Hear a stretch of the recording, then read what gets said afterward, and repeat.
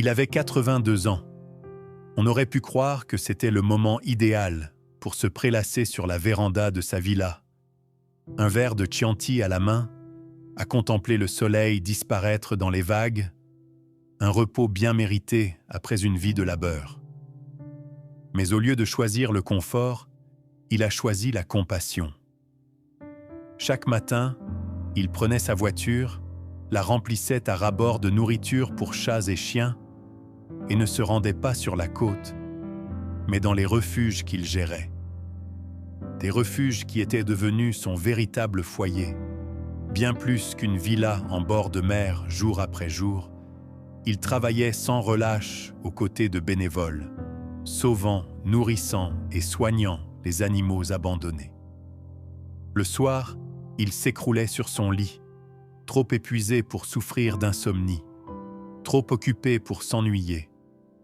La vie n'avait jamais été dénuée de sens pour lui, car chaque matin, d'innombrables vies dépendaient de son cœur. La mort elle-même semblait s'effacer, l'oubliant. Après tout, comment aurait-elle pu atteindre un homme entouré de tant d'amour par les âmes qu'il avait sauvées? À 82 ans, il avait la même jeunesse d'esprit qu'à 25 ans, lorsqu'il portait une vieille veste militaire pour protéger les chiots et les chatons du froid hivernal. Son âme n'a jamais vieilli, car elle vivait à jamais dans les centaines de créatures qu'il a sauvées. Et pourquoi aurait-il eu besoin d'une villa au bord de la mer? La solitude y règne, mais il n'était jamais seul. Son cœur continuait de vivre dans chaque queue qui remuait, chaque doux ronronnement, chaque regard reconnaissant.